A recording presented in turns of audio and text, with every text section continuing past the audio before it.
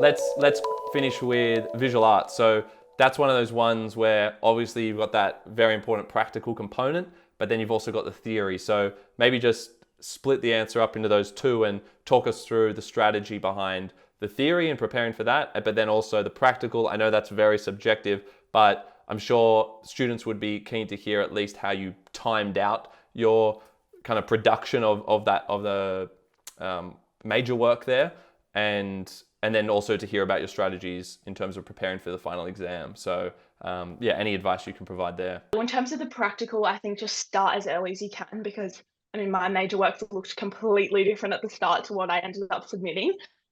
Because obviously it changes lots and you change your concept and I mean I had friends that completely changed their medium.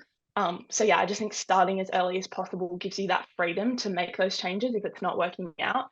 Um, and obviously it's art, so you never know what's going to happen. So yeah, I think By what point did you like kind of get to the final iteration? I know it was probably evolving still over time, but to the point where the final product looked, it could be traced back to that initial point. Like how long did you need and what time of the year? Do you remember when it was where you were like, okay, this is the thing I'm going to be developing now? I mean, I think I started like working on what I ended up submitting in the like December, January holidays.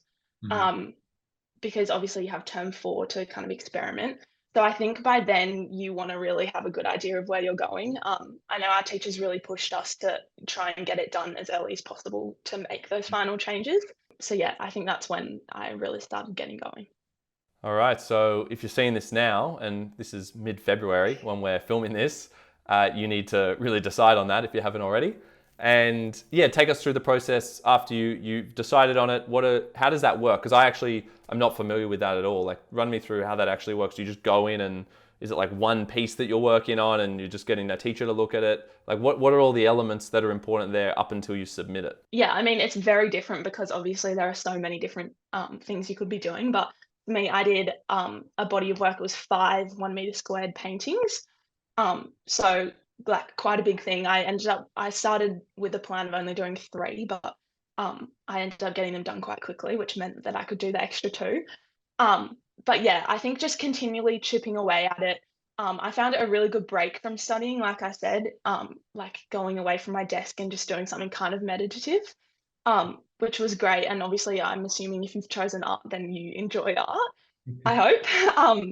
So yeah, and then obviously always getting teacher feedback, making sure you're on track, talking to your friends. I mean, everyone's in the same boat, and everyone that's doing art is so supportive of one another, or at least I found. So yeah, everyone wants each other to do well. I know we got so many Art Express nominations in my year this year, which is everyone's so proud of because everyone knows how many hours go into it, like the little art kids. But yeah.